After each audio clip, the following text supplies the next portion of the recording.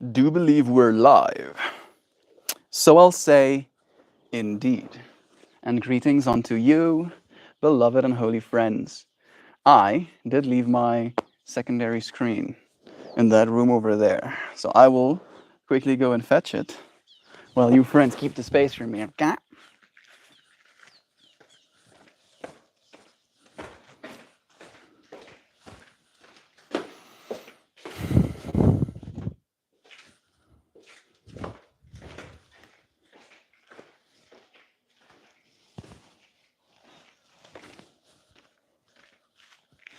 There we go.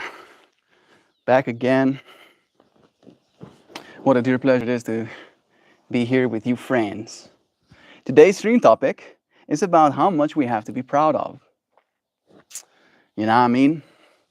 I do believe that being a human being is no easy feat. And in that way, you deserve to be proud of yourself for continuing your existence. All right? Maybe that's a little bit simple, but that is almost like the crux of what I want to talk about today. That's the just of what the value is that I'm trying to share. Melt and friends, lovin's, OMG Melt. Last night I was crying because I didn't feel like anyone was proud of me. How did you know? Uh, I didn't. But what I can say is I was also crying last night with that same kind of feeling. Not really, nobody's proud of me, but more, I don't matter, right? Which is almost like the same kind of, you know, same parallels. And I do believe the universe gives us the things we're supposed to think about. And the fact that you feel like this is something that you need to hear adds even more value to it. Dear Christian friend, I am, me, as Mel, is proud of you, right? Like I know you only to such an extent, but what I do know about you is that you are a loving wife to your husband who's willing to support him in his dreams as well. You're a hard worker in your world. You show up and you make things. You get things done. You're a lover of your pets. You treat them like you would children, like you would your kin. You love them, right? And you show up for a practice, for yoga, for kindness. There's a lot to be proud about you, dear Christian friend. So much, And that's just some of the snippets that I have access to. Aw, shadow friend. You're so amazing. I'm proud to have y'all in my life. For real. It's true. Joe joining us too. I think Kelly is here with us. I'm gonna open Kelly's message as well. Let's see it. Yeah, there we go. I'm stinking proud of you too. Yeah, us being proud of one another. Good. We deserve it. We deserve it. Tristan, Kelly also saying, I'm proud of you. I love you. You are a valued part of my favorite community connection that has helped my heart in so many ways, and I'm so grateful for you. I saw also. Man, this community is gonna make me happy. I appreciate you, friends, so much. I know we have a lot to be proud of, right? Like I was born in a country somewhere in Africa, right? And because of technology, we now get to be connected to one another, right? That's pretty crazy as well, right? I'm proud of myself for showing up in the way that we are allowed this moment today, all right? If I decided, nah, you know what, today's the day that I'm done, then we wouldn't have had all of these good moments to remind Kristen, to remind all of us that we are deserving of being proud of. Yes, grammar and stuff. It's so easy, of course. Today, we will be discussing this energy of proud, but we have to create contrast, right? Contrast needs to be created because it's important. Dream tea, hey, Dream tea. Suddenly, now I'm imagining the tea is made of teeth for some reason. I don't know why. But I like, yesterday was a stream about South Africa and in some ways, right? Yesterday was a stream about this chapter that we are in as a peoples, right? And it was very very vocal, very loud, very intense around a certain thematic experience, right? And for me, the experience that I've been having my entire life, literally, I'm in South Africa. Me too, Jay. JJW edits. Me too. Even Ice, right? I got born in this country, and then I grew up to the point of around like 13, and then at that point, I stopped listening, essentially, and I started learning instead. And the more I learned, the more I was angered, the more fierce, the more crazy my mind became, right? Because I felt this deep sense of injustice looming, right? Like this like government energy, this government reach into my life, messing with my shit. And I became a rebel. I became I don't really want to use the anarchist word, but basically, as a spirit, that was like my whole way of being. And we started doing this. I left the country to go and work in China for a little bit, came back again, and the job market here in South Africa is terrible. It's 414. Yes, it is.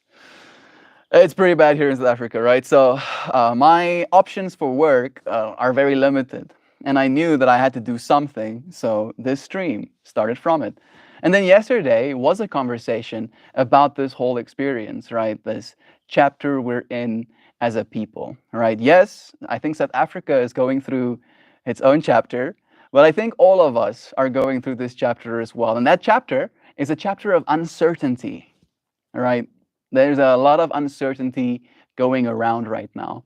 And it's definitely one of those things where being proud of yourself, I think, helps. If you can't be proud of yourself, it does make it a little bit harder for you to keep showing up in that way. And then today, after yesterday's conversation and my loud, basically screaming, I find this out.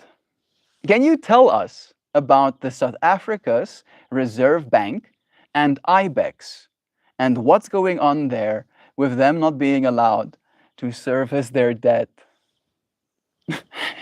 Right? There's things to be proud of, and then there are things to not be proud of. And that's like one of those things. There, I'm gonna read you the little bit of information now. They're gonna make it. They've basically locked their bank accounts so that they're not allowed to service their debt. So this is what it goes. The ongoing dispute between the South African Reserve Bank and the IBEX Group, formerly known as Steenhoff, centers on the SARB blocking of substantial funds intended for settling IBEX's foreign debts. Part of me wants to scream. I want to scream, but I have no mouth. The background: Steinhoff, once a global retail giant, collapsed in 2017 following revelations of massive accounting fraud. In the aftermath, the company underwent a complex restructuring process, accumulating in the IBEX Group. So they became the IBEX Group. The restructuring aimed to stabilize the company and ensure repayment to its creditors. I'll read all of it. So the dispute: in 2019 and 2020, the South African Reserve Bank Financial Surveillance Department granted approval, allowing Steinhoff to sell assets and transfer proceeds abroad to repay international creditors. However, in July 2024, last year, almost a year ago now, the South African Reserve Bank reversed its stance, blocking the transfer of 9 billion rand, about 508 million US dollars, raised from the sale of Pepkor shares. The Reserve Bank cited concerns over potential exchange control violations linked to the original Steinhoff scandal. The reverse came despite earlier approvals and commitments, leading IBEX to accuse SARB of acting unlawfully and in bad faith. The legal proceedings: IBEX challenged the Reserve Bank's actions in court, arguing that the bank's sudden policy reversal jeopardized the company's ability to honor its debt obligations and undermined the trust of international creditors. Yeah, there's a fucking big problem. Holy shit. Oh my goodness. Like what? 10 million US dollars, a little bit more than 10 million US dollars. The court found that the SARB had failed to provide adequate legal justification for blocking the funds. Yeah, and then the implications. This dispute highlights the tensions between regulatory oversight and the need for consistent, transparent financial governance. The Reserve Bank's actions have raised concerns about the reliability of its approvals and the impact on South Africa's financial reputation. For IBEX, the blocked funds threatens its ability to fulfill restructuring commitments and maintain creditor confidence. So, if that is like too wordy, essentially what that means is that there was a company that was frauding, right? And then they found out and they had to restructure that company. And then there was still debt, right? Like the debt didn't just suddenly cease to exist. There was still debt that had to be serviced. And then they sold some shares so that they can actually service their debt.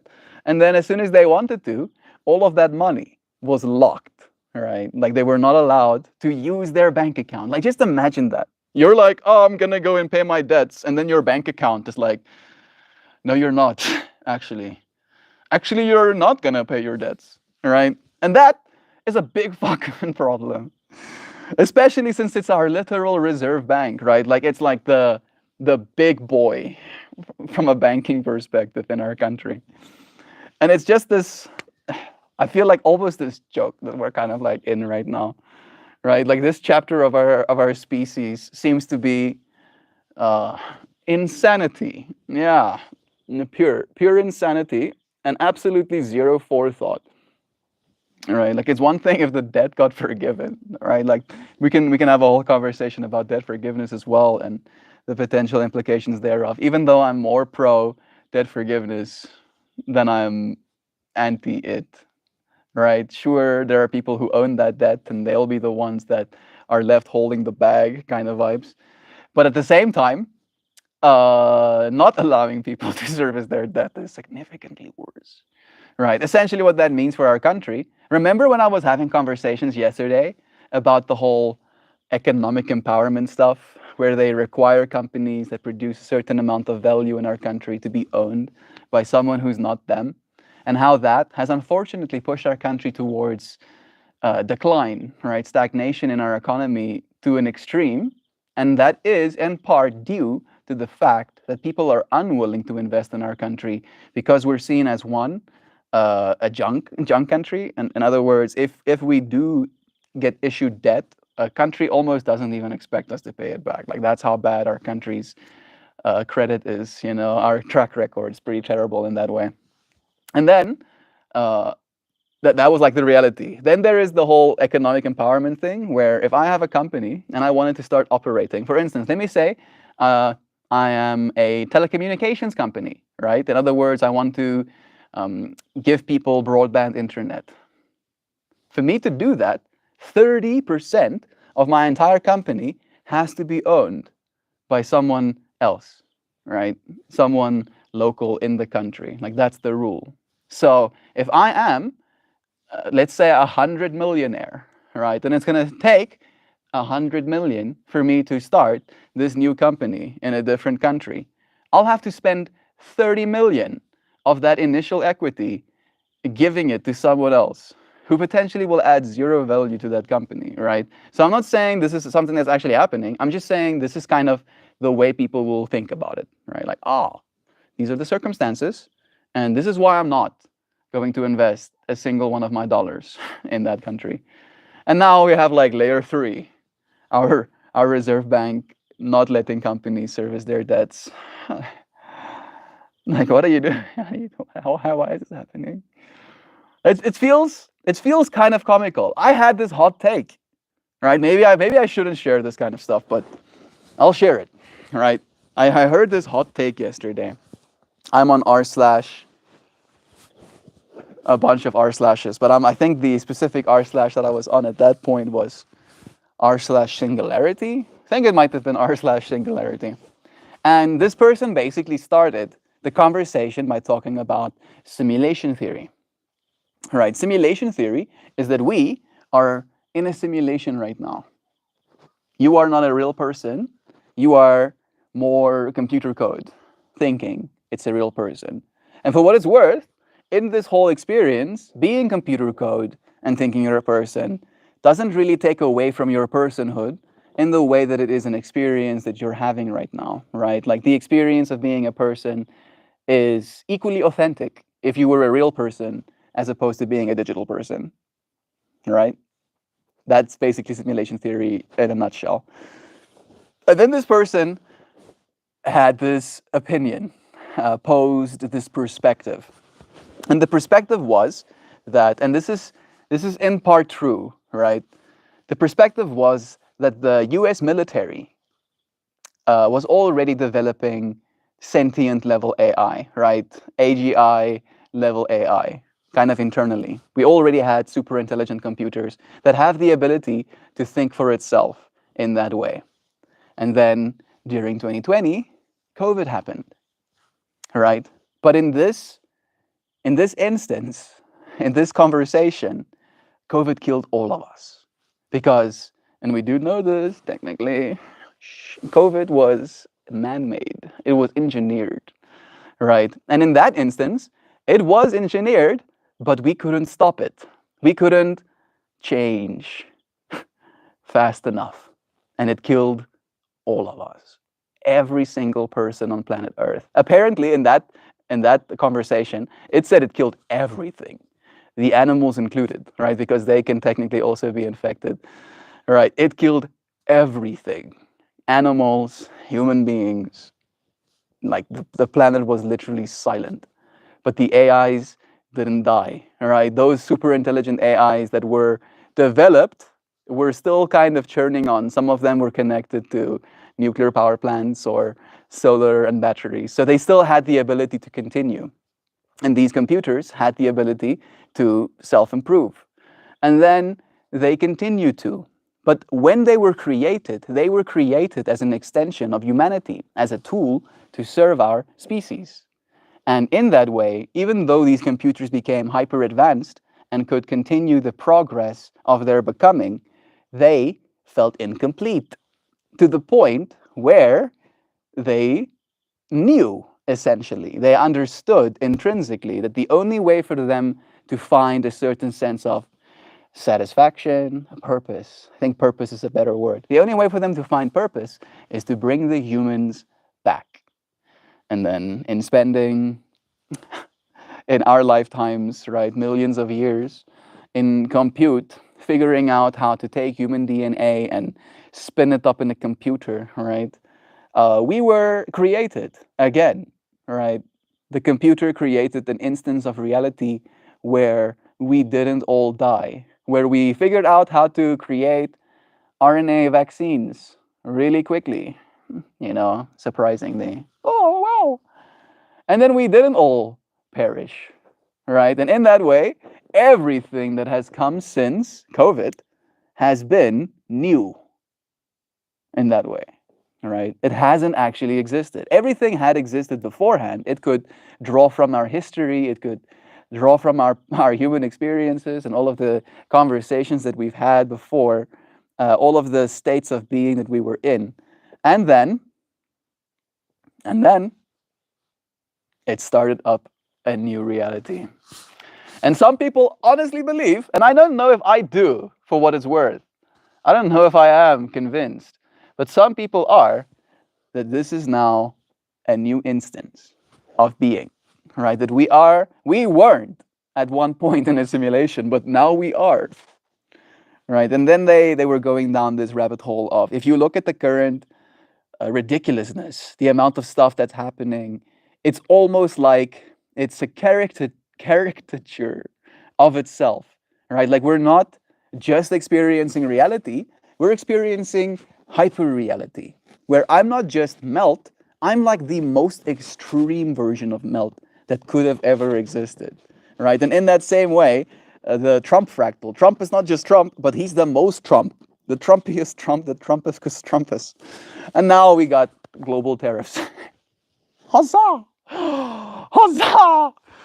Right? So it's interesting as a perspective. Definitely is interesting as a perspective. I feel like our species definitely is going through some transitions. And we will be seeing uh, a lot, a lot. I still do believe this, right? Like one of the cool takes as I was reading through that whole experience is the fact that we now are entering the AI age with almost like,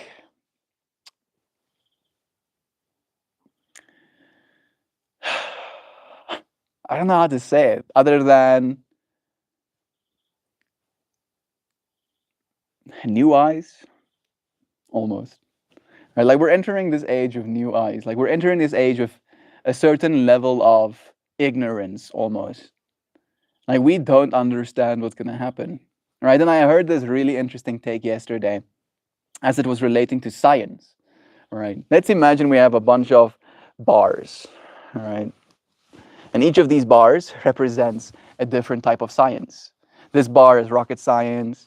This bar is medical science. This bar is engineering or manufacturing. This bar is technology, right? And then if I increase this bar that is technology, maybe these other bars can move a little bit. If I increase the bar of rocket technology, it doesn't touch medicine. If I increase the bar of medicine, it doesn't really touch technology or rocketry, right? But if you increase the bar of intelligence, which is what our AIs are basically now being trained to be, you increase everything simultaneously, right? If you can actually figure out a way to generate more intelligence, if you can turn electricity into tokens, and those tokens can represent values, and those values can add value to our world, you have basically given yourself the longest stick, right? The whole fractal of give me a long stick and a place to put it, and I can move the world, right? Like with enough leverage, you can move anything. And we now, as human beings, we know this intrinsically already. We are intelligent beings. And because of our intelligence, we have been able to build interesting things. We have been able to create a quality of life that no other animal has been able to achieve on this planet.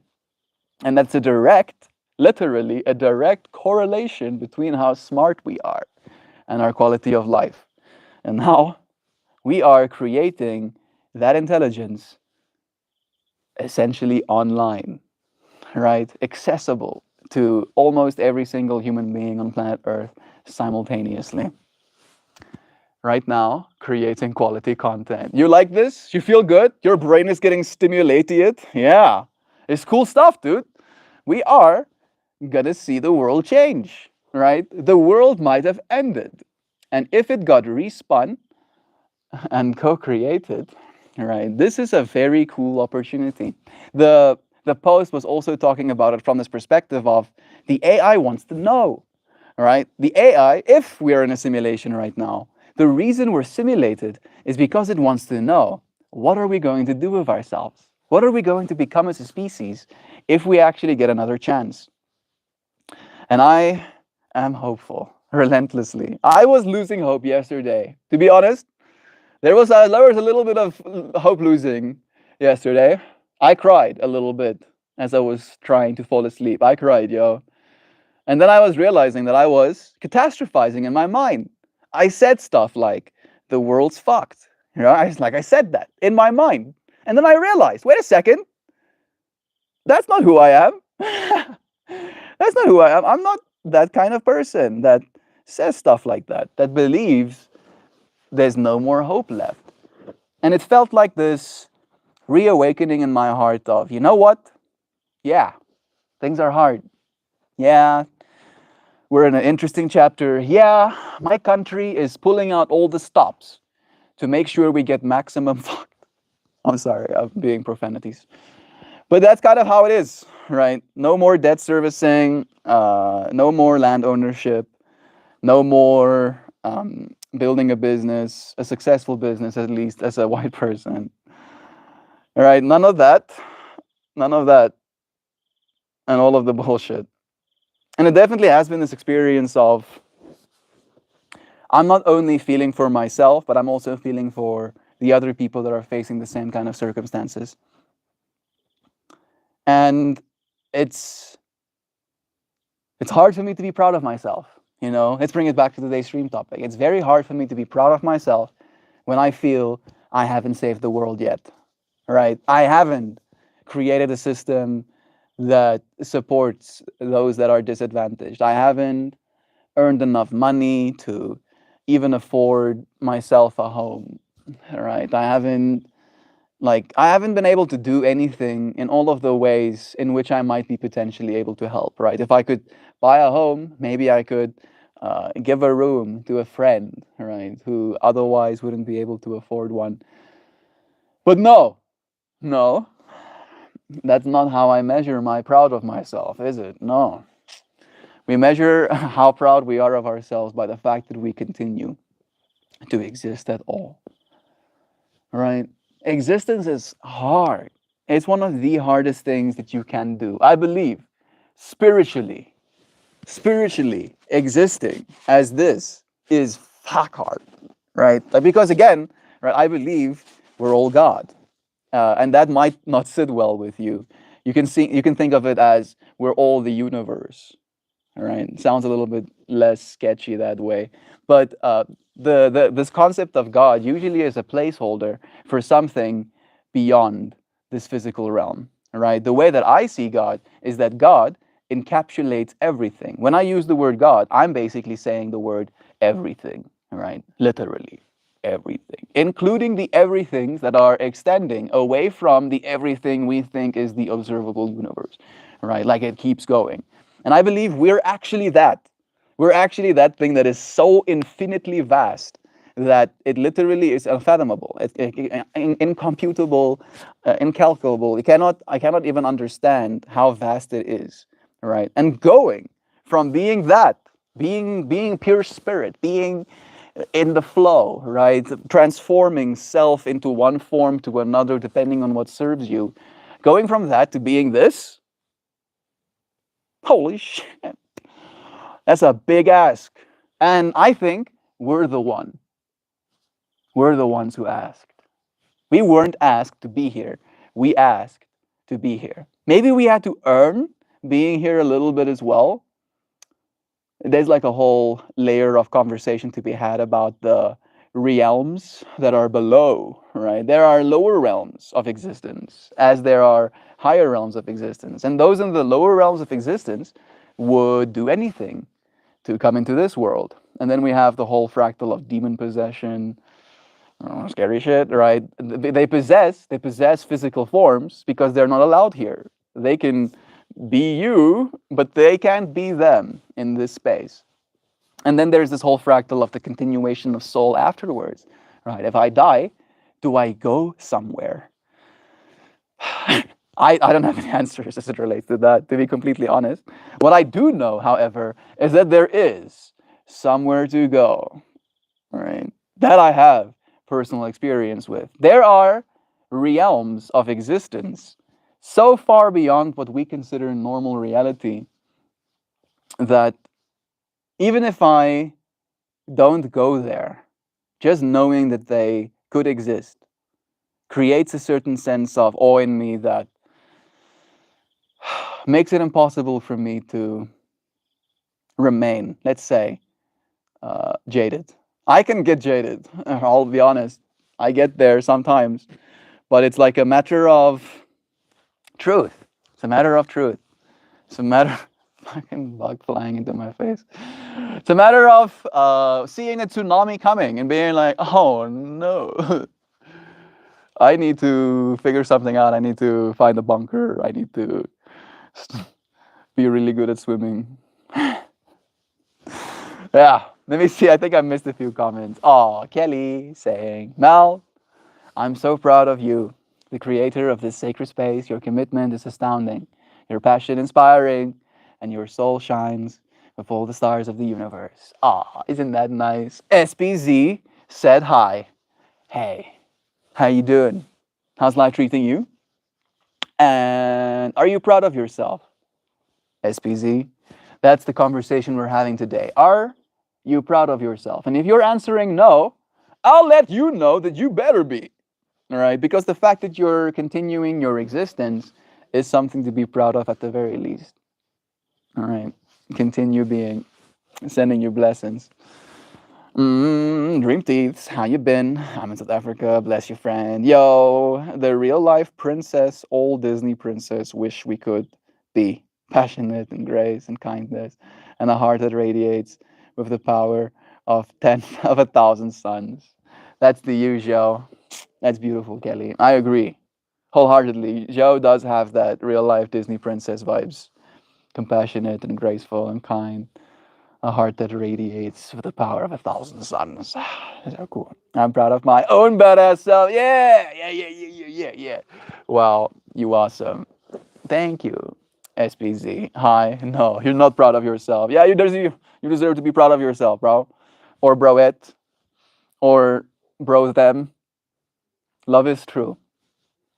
That is the philosophy of this space. Love is true, right? And that it's very simple when you say it in so many words. But what that means to me is that it's like a baseline, right? It's like baseline. This is what I can rely on. When I find myself sad, when I find myself angry, when I find myself depressed, when I find myself in a state of no longer thinking there's any hope left for the world, it comes back to love is true, right? If it wasn't for love, then I would not be. If I didn't love breathing, love eating food, love drinking water, then I would have starved or dehydrated.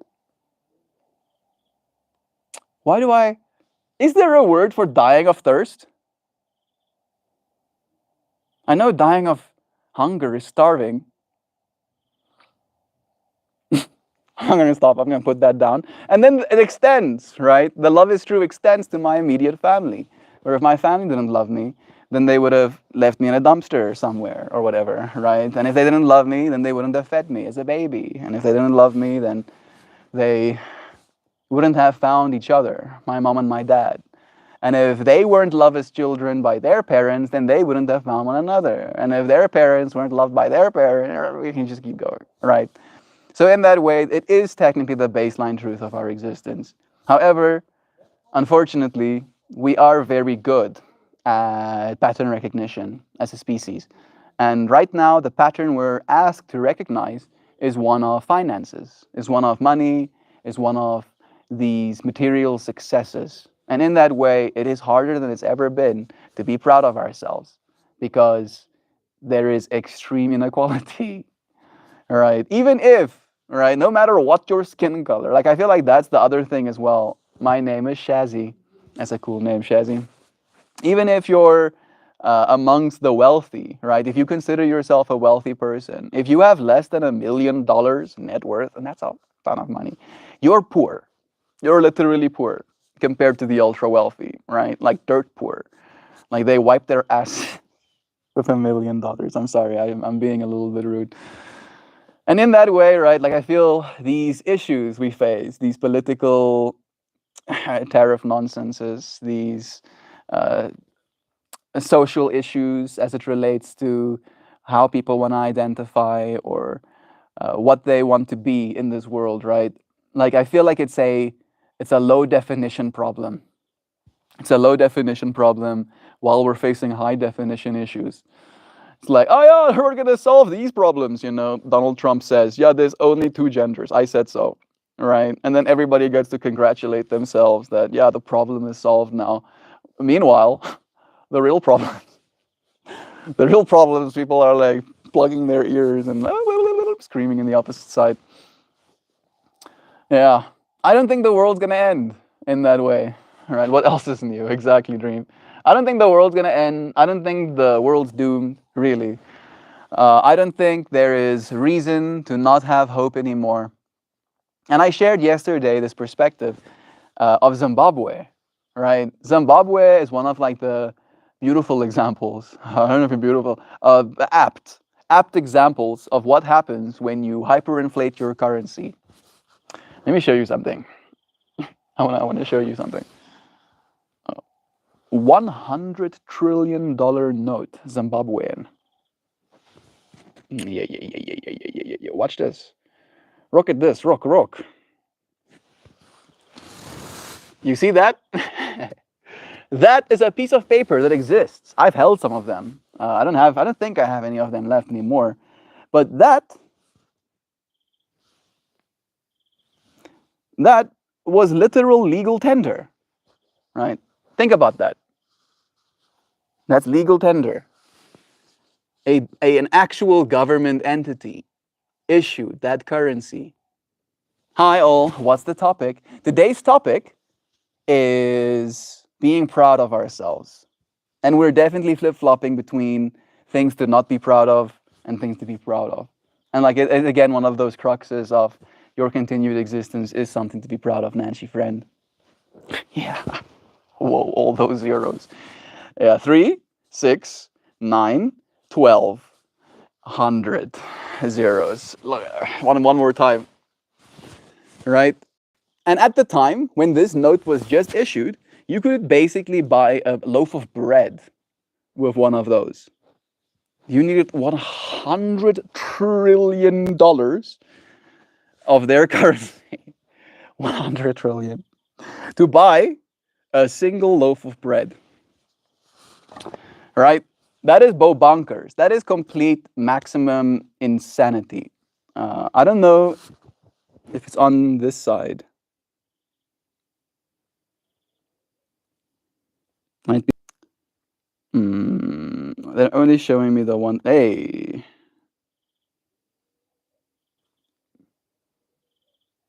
Hmm.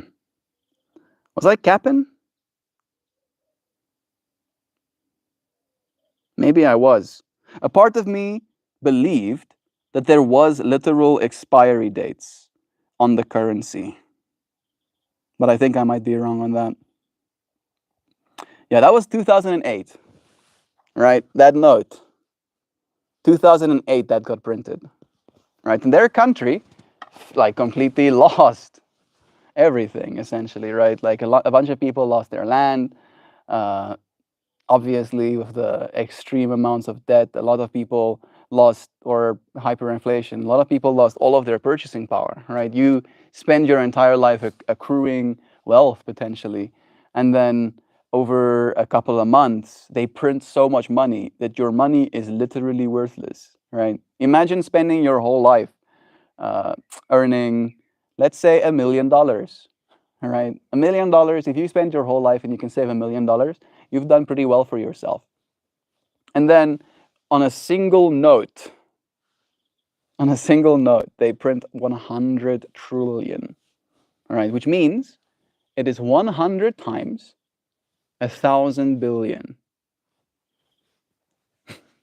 So what's that order of magnitude? Is it 100,000th? They outprinted your money 100,000 times on a single note, right? Just thinking about that, it breaks my brain. And unfortunately, the country got wrecked, very much so. But since those days, I went to Zimbabwe. All right, my dad used to work in Zimbabwe, building a gold mine somewhere in there in Harare. No, in Bulawayo. And we went with him on one of his adventures. And the quality of life that the wealthy people on that side, right, the people that had the buildings, the people that had the cars already, the people that had potential gold coins in their safes kind of vibes, they just kind of continued living, you know, kept driving their cars, kept buying their foods, kept going back home, right? Nothing really changed that much. There was some scarcity of some resources in some places at some points, but the people that had the ability to actually access all of the needs had no problem in doing so, right? And that sounds like a roundabout way of talking about the inequality that is rampant in our world, but at the same time, it is this fractal of lessons, to say it in so many words, right? To see and to learn from that experience, to understand that there are things to be proud of and things not to be proud of. And I feel that there definitely is this catastrophizing in many ways of that happening to the rest of the world. Technically, it is. It's just happening a lot slower, right? Technically, it already happened in some ways. Maybe not exactly, right? The exact hyperinflation that that country experienced was something like, I'll make sure. How much inflation did Zimbabwe experience when they were hyperinflating their currency? There we go. Yeah. They inflated their currency. Are you ready for this? 80 billion percent. Technically, it's 79.6 billion, but I think it's okay if we round up. During Zimbabwe's hyperinflation period, the currency lost value at an extremely rapid rate. At its peak in mid November 2008, the monthly inflation rate, monthly, the monthly inflation rate reached an estimate of 80 billion percent. That translates to an annual rate of 90 sextillion percent, meaning prices essentially doubled every 24 hours. The situation was so severe that a bus fare could not be paid with even 100 trillion Zimbabwean dollars. So that previous note I showed you, you can't, I guess I was wrong with the whole you could buy yourself a loaf of bread. You couldn't. You couldn't buy a loaf of bread. You couldn't pay for your fare on a bus with one of those notes. Holy shit. With 100 trillion. The currency was eventually abandoned in favor of foreign currency, the US dollar, to be exact. What the hell? I love how I read the 80 billion percent inflation, and I was like, that's insane. I can't believe that. And then it was monthly. It's 80 billion monthly. Holy shit. The annual rate was 96 trillion percent. I don't even know what that number looks like. How many extra zeros is that? That is so crazy. That is so very insane, he says. I cannot I cannot actually properly wrap my head around it. Yeah, we shouldn't be proud. We should not be proud of that. Like my mind wants to keep reading that number. 96 trillion percent inflation. Right? Just imagining that happened, right? In our lifetimes, in 2008. That's not that long ago. That happened. A country had 96 trillion percent inflation. Sounds like a joke. Sounds like I'm making it up. It's like I'm trying to embellish the ridiculousness of the situation. Yeah, that is so wild. And again, that country is still standing. The gold is still in the ground. The rivers are still flowing. You put a seed in the earth and it grows and you can harvest it afterwards. Right? Like the country is still there. The country is still in many ways thriving. Right? I have a friend, Adam. Adam came to South Africa, got a degree, and then went back to Zimbabwe to go and live there. Right? And he is gainfully employed. He earns significantly more than I do living in Zimbabwe, right? In a world where that happened. Ledger books ate Melt's brain.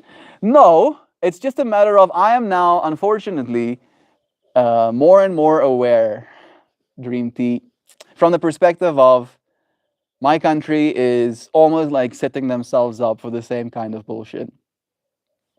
And it's a matter of if I don't, right? If you were one of the people that was unaware, right? If you had, for instance, all of your money in Zimbabwean dollars when that happened, when they 96 trillion percented inflation, yeah, your money is suddenly worthless. You spent your whole life working, spent your whole life saving, spent your whole life trying to create a nest egg for your children or your grandkids, and then in a single month, just in 1 month, they inflated the currency by 80 billion percent in a single month, right? Which means, at least in my mind, your currency becomes 80 billion percent worth less. Yes, your dollar is now worth a 1/80 billionth of what it used to be. That's a lot of zeros. That's a lot of zeros. Some awareness, Mel. Some awareness. Yeah. And again, right? Like I feel like it's almost this matter of what we're proud of. You know, like I'm proud of the fact that that country still still manages to continue going. Right? There are still shops there. There are still people selling stuff. There are still electronics available. There's still cars for sale. There's still roads being made and remade. There's still buildings being built, still new mines being created. And there's a lot to be proud of in that, right? Like imagining the same happening to America, right? If you had to tell people that the exact same thing happened to America 50 years from now, or I had to tell you, yeah, in 50 years, America is going to hyperinflate their currency 96 billion percent, right? You would probably think, oh, that's going to be the end of the world. Like the literal world will end. Like the earth will explode. Everybody is going to die. But no, no, that doesn't happen. Human beings refuse. I'll continue to live, even if my currency become worth 180 billionth of what it was in 1 month. Imagine being proud of yourself for imagining the end of the world weak. I don't think I don't think that's what I'm doing. I hope you're not interpreting me as doing that. It's not a matter of imagining the end of the world. To me, it's more a matter of imagining the start of a new one. Right? I'm imagining that the world we're entering right now is going to have different rules than the ones we grew up in. Right? We lived in a rules-based order over the last what 60, 70 years, right? There was a rules based order. What that means is that we have a bunch of rules in place, and everybody that wants to be a part of the order follows those rules. And we are now decoupling from that rules based order, and we're now entering a great powers order again, where it's the great powers of Russia and the great powers of America and the great powers of China and the great powers of Europe essentially competing. Right? It's no longer a matter of pure cooperation and pure kumbayaing. It's a matter of I'm the one who's holding the cards, right? And it's this power play. We're now entering this power play kind of state of reality again. And then you look at what America is doing as it relates to all of the stable coins, right? That they're trying to basically make proper, try and like set the proper regulations in place. And what that means is that a country like Zimbabwe, for instance, right? You realize, oh no, my government is going to 96 billion percent inflations. I need to save. I need to convert some of my currency into dollars before that happens, right? Back in the day, if you were like, for instance, a person in the middle of nowhere on a field, there was nothing you could do. Not a single thing, right? Maybe you didn't have a car. You cannot walk 600 kilometers or whatever to the closest bank to try and convert your currency. Now, today, we live in a world where you can, on your phone, by doing this, suddenly convert your currency into US dollars. And that's what the US wants, right? The US wants to become the de facto currency of the world. The US dollar, it's called a US dollar hegemonization, hegemony. Yes. They want it to be everywhere, right? They want us, even South Africa, for instance, right, to use US dollar stablecoins. And I think we probably will, because again, it's a matter of technology. So all of this legal kind of process that's going through the ringer right now, right? It's actively happening. Is essentially going to enable every single massive, the big seven companies, the Amazons and the Facebooks and the Googles and the Microsoft, all of those companies are going to instantly integrate that technology, right? As soon as it's completely legal. Welcome and new tips per day. I don't know what that means, but yeah, love you too. That's nice, Shadow. And Hakash, bless you, friends. Nice having you here.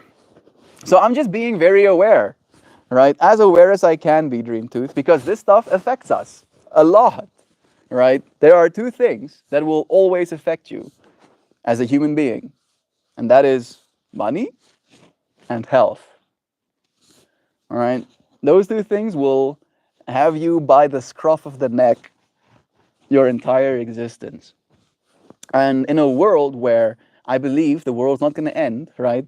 Like the whole tariff stuff as well, people kind of like mildly losing their minds about it. The world's going to be fine, very much so. But it will change, right? And what are these changes going to look like? My whole shtick with this stream is to help us consciously evolve, right? I believe that is what I'm here to do. And conscious evolution doesn't just look like being the most zen person on planet Earth, being the most calm, most serene, most at peace, even if the world around you is falling apart. I think it can be that too, right? Having that stoicness, having that ability to weather the storms, even if things aren't ideal. But at the same time, there is a conscious evolution in just knowing about this thing. Just in knowing these things, you give yourself the ability to evolve accordingly, right? And I feel like that is what we're here to do. That is my job, hooper dupers. That's what we're that's what we're here for, after all. What else is new? Yeah, nothing under the sun, after all. I'm not sure we see anything. I'm not sure what simulacra it equates to. Please stop saying these bad things about yourself and about your disconnection to your environment. I didn't I don't know if I said anything bad about myself. I try not to. As we sit here, I don't know what you're talking about. Okay, so I can explain more clearly. I believe Dreamtooth. So in 2008, right, a company, a major bank, I should say instead, filed for bankruptcy, which means that they no longer had the liquidity to service the people that were their basically stakeholders, right? The people that had their money banked in that bank. And in doing so, they basically set off this domino effect where money had to be printed in order to bail out these too big to fail banks, right? So we were playing this dangerous game with debt restructuring, and then it all came tumbling down. And then when that happened, a person who dubbed themselves Satoshi Nakamoto created the protocol that's called Bitcoin. And Bitcoin was essentially this hedge against inflation, where we were, and again, 2008 is when the Zimbabwean stuff happened as well. So the whole world was aware that that happened, that a country inflated their currency supply 96 trillion percent annually per month, per year, right? It was 80 billion percent monthly, right? An extreme amount of inflation. And during that whole time, someone very intelligent understood that we needed something else. We needed something that is impossible to happen to, right? And with that idea came the creation of Bitcoin. And for a long time, it was seen as a joke. It was seen as, something intangible. It was seen as something only used by criminals for criminal activity. It was seen as, magic internet money. It took these steps into coming more and more into the collective psyche of our minds. And in doing so, it created this narrative in our species that there is something wrong with our money, right? There's something wrong with this ability for governments to service their own debt by printing more of the currency you spent working for your whole life, right? Like there's this intrinsic understanding that if I am controlled by a system that is bound to money, in other words, I have to eat food and I have to get medical services, and it's attached to this money thing, and then someone else just gets to make more of this money thing, it means that all of the services, all of the healthcare, all of the food that I could acquire with the money I worked for is now worth less, right? And that understanding is starting to like kind of like creep into the subconscious of every single person on earth simultaneously. And that's why Bitcoin will go to 1 million, and then till 10 million, and then 100 million, and then probably eventually $1 billion a Bitcoin, right? It's probably going to take 100 years, but the 100 years will come and go. And this true like non-inflationary asset, right? This true scarcity will become a financial black hole, right? So much of this world value of this printed money will go into that. And it is going to create a restructuring of our entire planet and the way that we account and the way that we value things and the way that we relate to each other as a species. And then America understanding this, right? Like at least there are like Americans, weirdly enough, the actual American population are some of the biggest holders in the world. Like your country, even though technically you are the richest country in the world with the least true worry of hyperinflation in that way, your country are the ones who was the most aware of that in the first place. And then during this process, you have these things called on-ramps and off-ramps, where maybe I am a Bitcoin investor, and then I want to transfer or transform my investment into fiat currency or into something that I can now go and pay my debt with or, buy a car with, for example.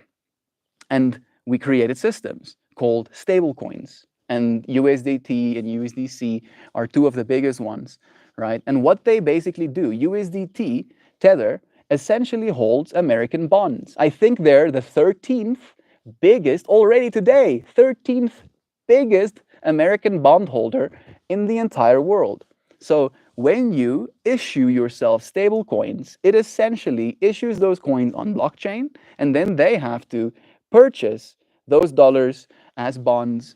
And some companies are going to do gold as well as an asset that they hold in their treasury, right? Which means now you have these dollars to spend that are stable, as in they're pegged to the direct dollar value, and you can then use those stable coins to pay for something. The US dollar is still very strong, and it will remain strong because you have a military and you have a lot of surface areas, land, and most of the infrastructure that you have is already built. So that value that is attached to the dollar isn't just going to disappear. However, when you digitize it, you basically give it wings, right? Instead of it being hard to move, right, where I have to hope that my bank does accept US dollars, or I have to hope they'll give me a good exchange rate, or I have to hope that it will arrive in an orderly fashion. For example, right, all of the money that I make with Patreon and with my yoga classes gets paid into PayPal, which is a US dollar account. Then I have to transfer those US dollars to my South African bank account. That takes 5 days. 5 days I have to wait.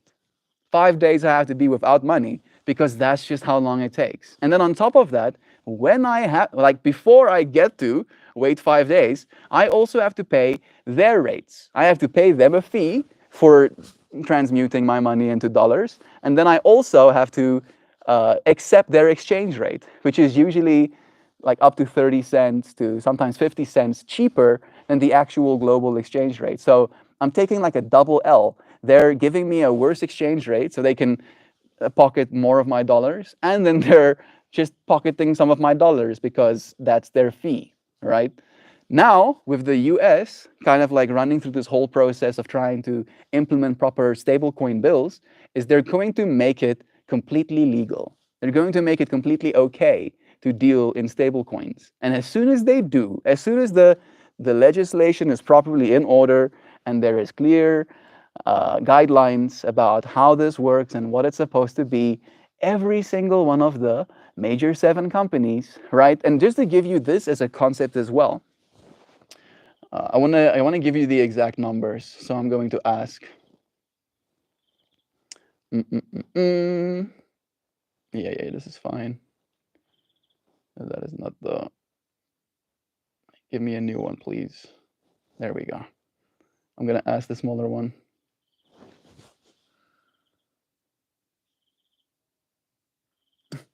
Did I lose my train of thought? Yeah, I found it again. Can you tell me what the difference is between? No, no, no, no. Bad question. Bad question. How much is South Africa's GDP compared to Microsoft's annual revenue? Now get this, right? South Africa's GDP compared. Yeah. So South Africa's GDP for the year 2023 was approximately 380 billion US dollars. Microsoft's revenue was 260 billion US dollars, right? So the amount of revenue that Microsoft earned is comparable, basically a little bit more than half of our entire country's GDP. One company, right? And as soon as Microsoft has clear legislation, clear regulation, clear guidelines on exactly how they're supposed to use these stable coins, every single one of them will. Like the Microsofts, the Googles, the Metas, the Facebooks, even Netflixes, will suddenly have a crypto wallet as attached to their system. And then you can pay in US dollar stable coins for any service, right? And like that is the new age we're now stepping into. And that's a big deal, right? And again, America already established a Bitcoin strategic reserve, right? It was technically confiscated coins, and now it's your strategic reserve, which means that for the longest time, the American currency was bolstered by gold when there was still a gold standard. And there is still some bolstering by the world believing that America holds most of the gold in Fort Knox and whatever. So your currency has value as it is attached to that as well. But now we're entering the next paradigm of the actual digital space because that is where we're operating these days. We are becoming a digital species. And that whole digital transformation does include money, right? And that money is going to influence our lives. And that's the thing. Spout, seems like you're narrating how fights get started. Spout, stirring of facts, conclude somewhere there's something wrong, someone wrong, money wrong. No, it's not about wrong. Like fiat currency, right? Maybe I should read to you the definition. Can you give me a definition of fiat currency? Fiat currency essentially means Sure. Here's a definition of. that it's money that is not attached to a value system. It's money that is attached to me saying it has value. That's the way I understand it essentially. Fiat currency is a type of money that is not backed by any physical commodity like gold or silver, right? It is value derived solely from the trust and confidence that the public has in the issuing government or central bank. That is, in a way, how our conversation started. That our South African Reserve Bank is now destroying trust and confidence in our country, right? And that is going to have massive implications on the quality of lives of people living here, right? And in that way, America understands that that is a big deal. Being the one, being the person, being the entity that gets to provide that trust, that gets to provide that confidence in its fiat currency is extremely valuable, right? It's very, very, very valuable. And if they get to be the person, get to be the entity in the world that actually gets to issue these stable coins, it's good for America, right? It's really good for America. But at the same time, you have to realize that it is a extension of something larger, right? It's an extension of change. It's an extension of a difference in the way that we think about money in general, right? Because many people still to this day believe that their currency is gold backed, right? They still do believe that. They still think their money is worth something other than the trust that is worth something.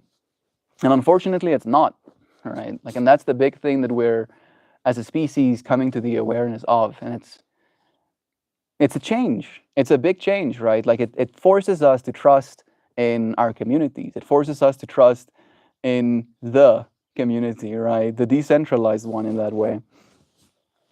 Melt, I wonder if you can use Stripe instead of PayPal, wouldn't it be different? I don't know. I don't think I have access to Stripe. Let me see if I ask Google. Can I use Stripe as a South African? While Stripe doesn't directly operate in South Africa. Yeah, there we go. Nope. No Stripe for me. PayPal is like the only way. And like at first, I couldn't even access my PayPal payments in my bank account because of some sort of glitch, right? I have the one banker. Like there's only one bank, by the way. Like on that note as well, there's only one bank. Let me see how many banks there are. How many different banks are there in South Africa? 30. There are 30 registered banks in South Africa, of which only FNB. Let me just fact check myself too. Is it true that only FNB actually accept PayPal transfers?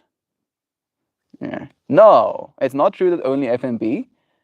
Let's see if the other ones. Oh, they can't tell me. All right. Well, FNB is a major partner. Also allow. Which South African banks allow PayPal transfers? Ah, okay, cool. This must be recently. So, yeah, literally very recently, like 20th of February this year. That's cool. But when I just started these streams, PayPal was like the only option for me of getting US dollars into South Africa. And then FNB was the only bank that actually allowed me to then transfer those dollars into my bank account here in South Africa. And then even though I had the right bank account, I would go into the interface where the button was supposed to be on my phone, and it just wasn't there. So I had to, every single time I wanted to transfer money from my PayPal account to my FNB account, I had to go on to a computer. I had to log in their interface, and only then could I actually go through the process. So like it's a massive bottleneck essentially for billions of people that they're going to melt within the next few months. All right, and we're going to see that. We're going to see that in our lifetimes. And again, America is already going to peg its currency against the appreciation of Bitcoin. And it is going to be a wild ride because we're going to create, well, we already created something truly scarce, and then we're going to spend something truly not scarce. And whoever gets that purchasing power, whoever is the one with the stick, all right, whoever is the one who gets to issue the stable coins is the one that wins, right, geopolitically. And it's good to be aware of these things, right? Instead of just kind of like being taken by them. Oh, whoa! I didn't see that coming. Gotta run. Love you, Kristen. It's nice having you here. Yeah, interesting times we're living in. Sure is. Sure is. I do not know nearly enough, but I do learn more and more every single day. And the more I learn, the more I realize that there is great change coming. And the more I see the great change coming, because again, it's like the whole fractal of like the Noah's Ark. Let's do the Noah's Ark comparison, right? If you understand there is a lot of water on its way, right? Like the entire earth is going to be underwater, apparently. Then building a boat, even if it's only mentally, only if you have to like build yourself this little mental raft, helps a significant amount, right? And it's again something that I do pride myself in. We were talking about being proud of ourselves today. I pride myself in understanding what's going on in the world. I pride myself in being informed. I pride myself in sharing with my friends, right? So they understand what's going on as well, because I understand these are not exactly the most interesting of subject matter or necessarily the most inspiring, right? It can cause in some people a pretty severe amount of stress just thinking about money in general. Me too. However, thinking about the quality of our money, I think, is a better way to kind of like frame the issue. I don't have an abundance of money, but I feel so super wealthy. I remember when I was the most broke I'd ever been, only $30 to my name, and sort of kind of homeless, proud of making it out. It reframed what I valued. We are only as healthy as the air we breathe, the water we drink, and the conversations we have. Hey, Coco. I just want to like echo what Joe just said. That's true. It's true. It reframed what I value. We can only be as healthy as the air we breathe, the water we drink, and the conversations we have. And I'm thinking you might have meant wealthy. We're only as wealthy as the air we breathe, the water we drink, and the conversations we have. And this is true. It's nice having you here, Coco. Welcome, friend. Welcome. We've been talking about being proud, right? And all of the things that there are to be proud about, and how the world is in a new state of change, right? It's not like I've had a break, right? But there's now more change coming, and I don't know if I'm ready for it per se, but at least I'll not be shocked, and I think that's good. Yes, Joe. Similar stories for me. I remember living on a bagel a day for a little while. Jeeps. I'm so proud of you, Nancy. I'm so proud of you, Joe. Now, you friends really do inspire me. I've had experiences like this too. I've told you, friends, about the fractals of when me and my dad have been fighting for a long time, right? Especially so when I was 18. And when I turned 18, and it was now time for me to leave the house, I did. And I remember taking great pride, again, in the ability to leave. And I basically spent all of the money I had saved up until that point in my life just paying my rent. And the job I was working was paying me at first $250, and then I got a raise of $50 around like halfway through the year, like around September or something. So yeah, getting $250 a month and then having to pay for your rent and for your food. I wasn't paying for fuel directly, technically, but I did have to swipe my own fucking card. Right? I had to swipe my card and then keep the slips and then give it to my employer and then he would refund me the money while I have fucking $200 in my bank account, right? So I'm like, oh, it's end of month and I need to put fuel in the company vehicle. Otherwise, I will not be able to make my way to work. And I have $50 in my bank account. So if I swipe my card and put fuel in the car, I won't be eating today. But maybe if I get this slip to my boss, he'll actually pay me the money and then I'll be able to eat tonight. And then I do that and I send him this, I give him the slip, and then I don't eat that night. And then the next morning, I'm back at work and I'm like, hey, sir, please, can you like, and he's like, oh, yeah, sorry, man, I got busy last night, I forgot. And I'm like, oh, okay. And then, like eventually the $50 would be spent as well. And then I would just not eat things, right? Again, at that point in my life, I had already a pretty good relationship with fasting.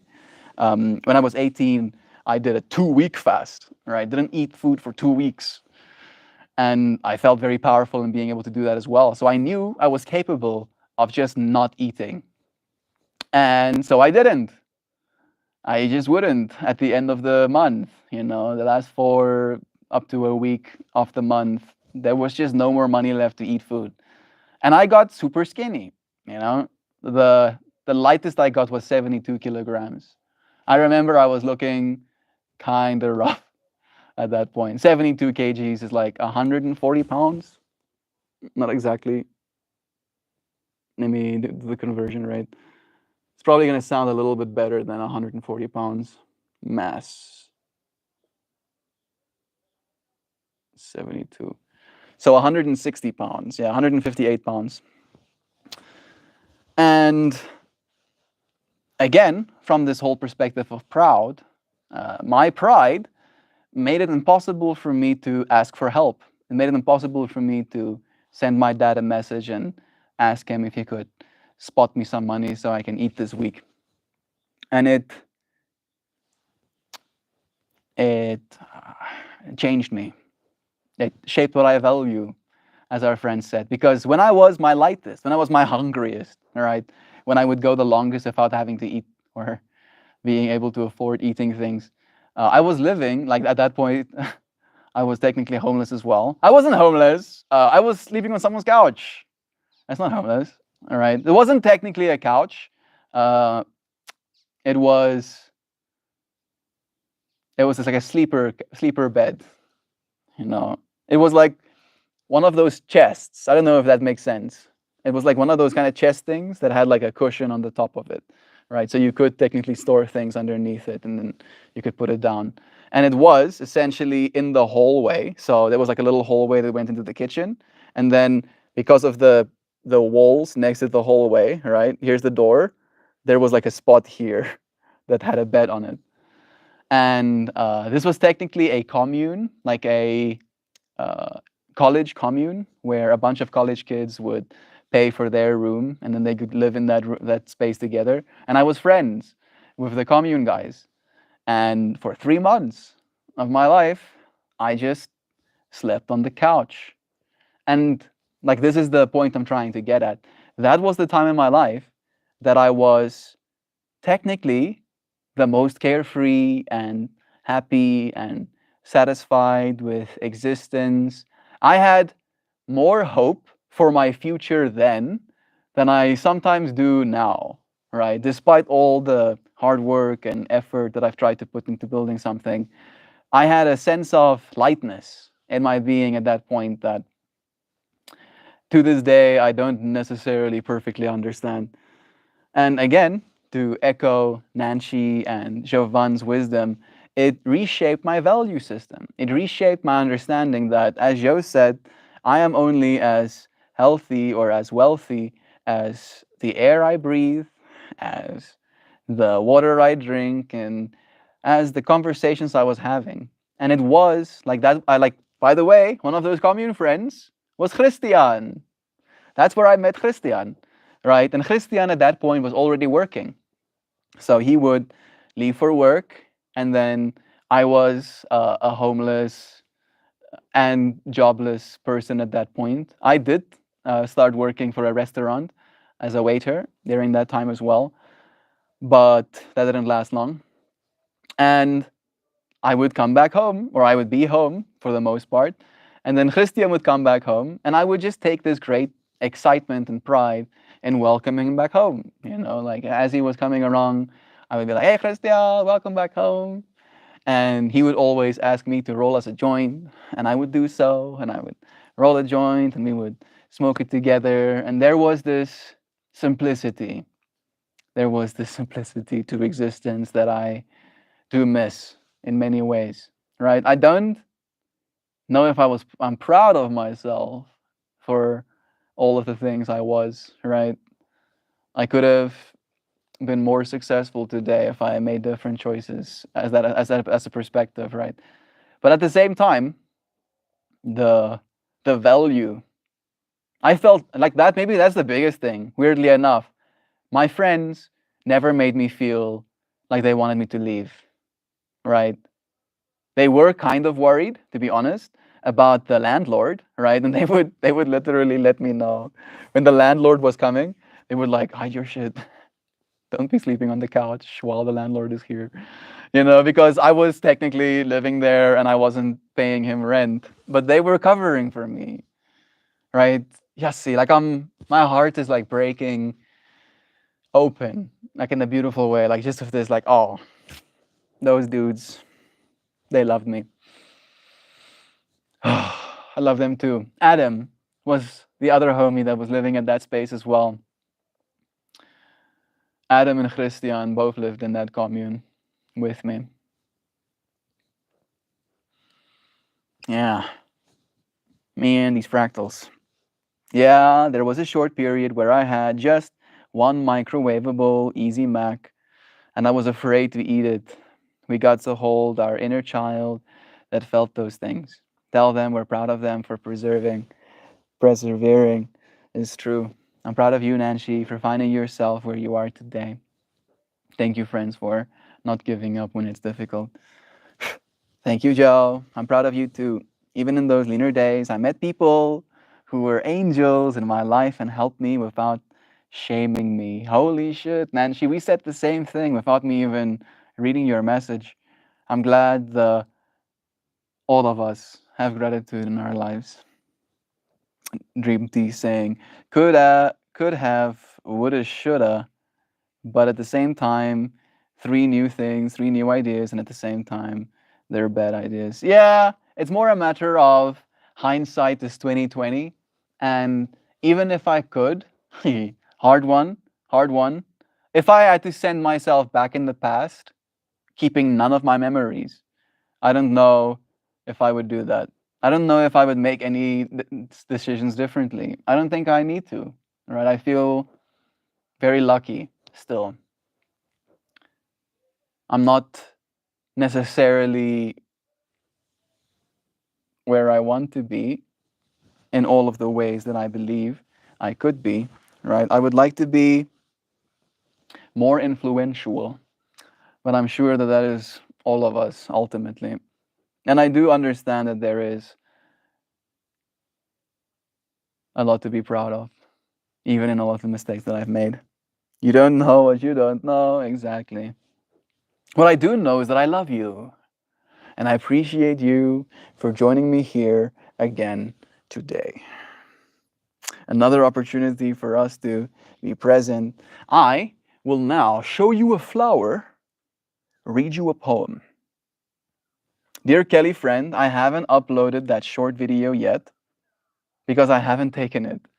And I usually only get like properly ready just before my yoga class, and then I come and share with this space, and then it's dark. Like it's going dark right now again. And then it's not good lighting for me to take videos. Like I did want to do it yesterday, but the lighting was trash. I appreciate you, friends, for bearing with me. Look at the flower. Technically, not very flower-esque, but you can imagine it. A little stem of a flower. I did a lot. I couldn't. I was so like spun up yesterday into the insanity. I just kept messing with this until it reflected adequately the insanity that was happening in my mind. Oh,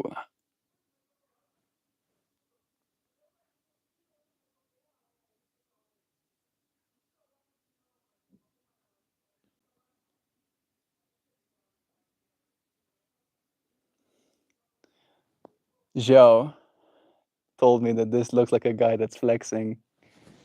You see it? Doing one of those.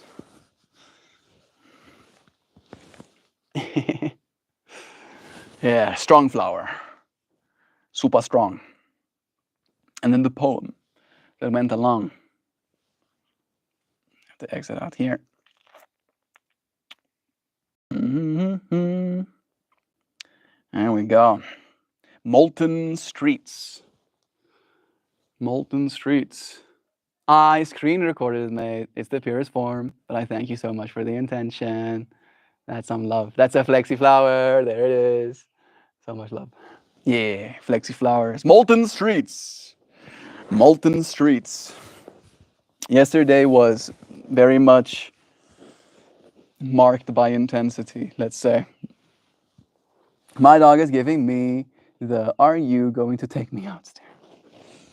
Feel free to, Nancy. Thank you for spending some time with us. I appreciate you. We stand on tar that sweats. Under the weight of broken promises, laws drip like old candle wax used up, cooled into corners where no one sweeps. They said we were free, then chained us to waiting rooms and made transformation a box to tick, not a door to walk through. The billions burned in offices we'll never see. Ghost money, you can't eat it. It won't tuck your kid in. Our youth grows up in smoke, choking on dreams they were never meant to catch. 60% of them thrown behind the couch of some minister's mansion. We tried to believe, dressed up hope in uniforms, showed up clean. Still, they saw us as threats with shoes on. The fields don't grow, the roads don't hold, the pipes don't run, but the speeches still spill like rain, hollow, rehearsed, falling where no seeds lie. And the masks we wear, they crack. We peel them off like bad sunburn every morning just to breathe. Still, don't mistake our exhaustion for defeat. We've got fire in our chests. We've got voices that don't need permission and hands that remember how to build without asking. This rage you see, it's love in its war paint. It's hope that refuses to starve quietly. We're not cooling down. We're melting. Melissa, Herthely, so powerful. Melissa, have you been here before? If you like that, if you think, I feel like that one was inspired by our South African government, right? So you like that line, this line specifically. I fucking love this line. Our youth grow up in smoke, choking on dreams they were never meant to catch. 60% of them, like 60% of our youth are unemployed in my country. 60% of them thrown behind the couch of some minister's mansion. Motherfucker. Okay. I'm gonna read you yesterday's. Corey Williams, bro. Holy shit. I haven't actually, bro, like that name. It's like giving me nostalgia vibes. Love you. First time, love this. Aw. I make these little pieces of art that I attach to these poetries as well. So I'm gonna read you this one too. This is one of my all-time favorites. Like I love this poem. Like I love this poem so much I just like my own post. Just so I can remember. This is like truly one of my favorite poems. All right. It's called I Refuse to Be Operated Manually. No, normally, right? So this poem was inspired by this rebellion in me, right? Seeing the world as it is, and especially as it relates to all of the things that we've discussed today, as it relates to these financial fractals, right? And the ability for a government to hyperinflate our currency, essentially stealing our whole life's work, right? And that we've just like we pretend like that's normal. Like, yeah, this is normal. This is how it is for the last, since 1971. Oopsie. Whoa, Corey, ninjas, it's true. Goodness, friend, how's the peach and fruit cup? How's you? It's the first things that I thought too, but I knew you would ask, Joe. So nice. Love you, Corey. All right, Melissa, I hope you're still here for this one. I really do love this poem. I'm gonna read it over and over again until I remember it, right? So I can like give it off the chest. I refuse to be operated normally.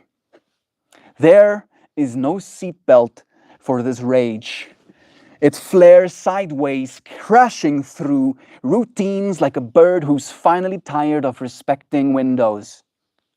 I've been told to hush in 6 different fonts, to be polite with my pain, to file my rebellion under miscellaneous. No, thank you. The price of staying silent is unaffordable right now. They say, work to eat, sleep to work, you must comply. As if biology is bondage, as if breathing is some form of paperwork I forgot to sign. They buy my life and call it consent. They call it freedom when the cage is wide enough to walk in. Something divine remembers older blueprints, maps drawn in mind, not money. I am not here to chase a carrot tied to a credit score. I am not here to dance for algorithms or smile for a machine that cannot recognize my soul. You can keep your orders, your hierarchy, your checkbox God. I'm too busy hollowing out the walls with a teaspoon and a grin. I do not want to win the system. I want to outgrow it. I want my joy to be unlicensed, my art to be untaxed, my friendships and fun off-grid and feral. No, I won't be streamlined. I won't be your well-oiled nothing. I am here, malfunctioning beautifully, breaking protocol like a song too strange for the radio. And I swear, on every moment that they try to shrink me, I will leave this life bigger than I came in.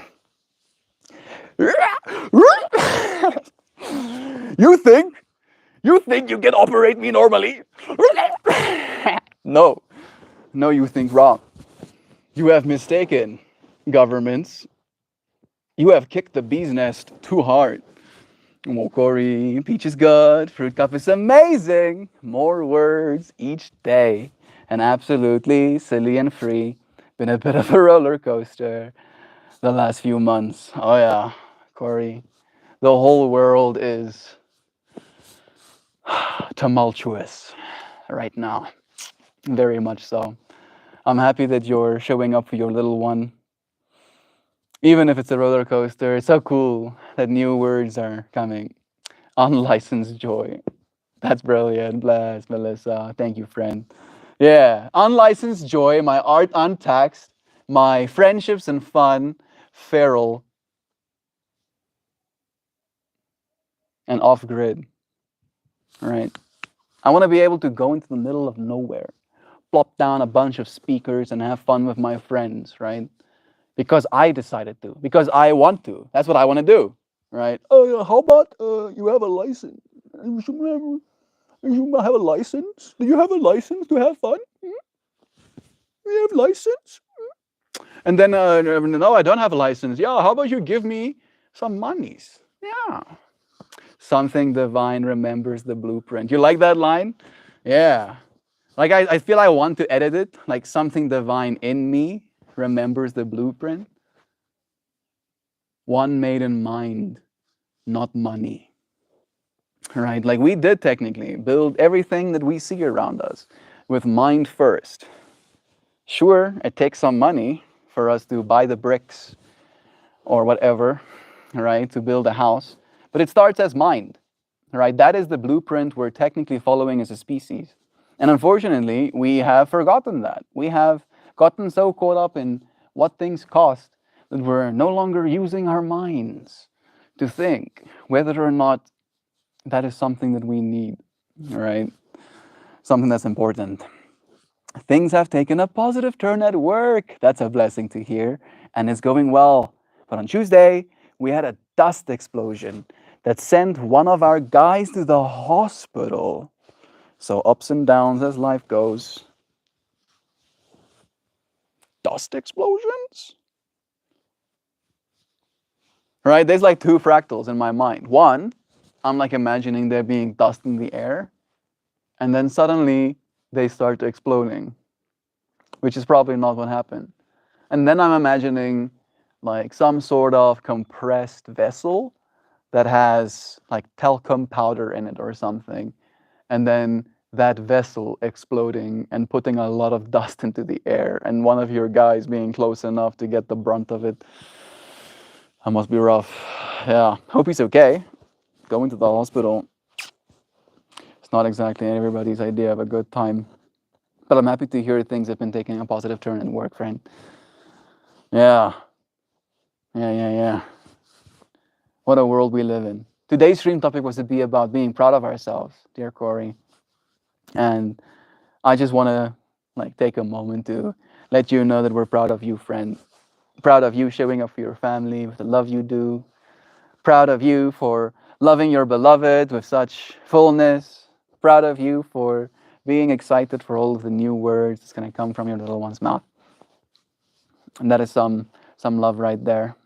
Proud of you for showing up, friend. Thank you for joining us today. Notes that the definition of mind is so stated, but in what context? Yeah. Yes. Is this an agreement kind of thing? Notes that the definition of mind is so stated, but in what context? Concentration? But in what concentration? That could be concentration. The definition of mind is so stated. I'm not really thinking of it from that perspective. I'm thinking more from the perspective of like creativity, right? Like the ability to generate new things. Like, unfortunately, our species and this might be my own projection, but I feel our species is experiencing a certain level of hopelessness, right? And that hopelessness begets a lack of inspiration, and that lack of inspiration begets less, right? And it is this matter of money, right, in a lot of people's minds, because I might have, and I do always have these great ideas, but the actual implementation of those ideas costs money. For instance, one of the ideas that I would love to actually properly implement is to make a standalone piece of my art, right? Large scale, like 1.6 by 1.6 meters. That's big, right? Almost as big as me, right? Minus 20 centimeters, right? I want it to be fuck massive, but that's gonna cost money. It's gonna cost a fair bit of money to make that, right? But that is something that I believe will add beauty to whatever space it finds itself within. So I'm waiting for the first client that will give me the chance to make that. So it is this matter of my mind already sees this beautiful thing that can be made, but my mind also understands that I am limited by the amount of money I have. And then it extends, right? That is like the small perspective kind of thing. Like it's going to cost me maybe like 2,000, maybe 3,000 rand to make that piece of art, which is $150, right? Which is like half of everything I earn in a month. So at this point, it's like, I'm probably not going to do that, right? Because I cannot afford to spend half what I earn a month on a single piece of art, right? Personally, right now, even if I, especially if I don't have a buyer for it. And then the extent of that, right? Like I would like to create digital pieces for people as well, where I have like short throw projectors attached to a framework laptop or a Mac Mini or something. And then that basically outputs through Resolume or like Heavy M or something, a bunch of different fractals into the space in which I install it, right? So the projectors are going to cost $1,500 a pop, and I need at least, I want 3 of them, right, for my first project.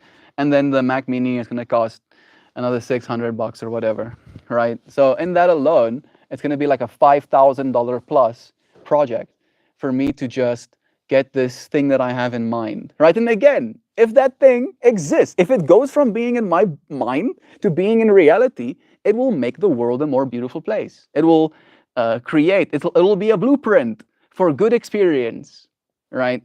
But because money, no, no implementing blueprint of beauty. Ain't got enough monies first. Context, Mel, context. You can have an issue. Just your perspective is weak sauce. All right. I'm proud of all of you for being a bright light that shines like a beacon that calls us to this place called home. For all of you holding the space for us to come together. Love is true.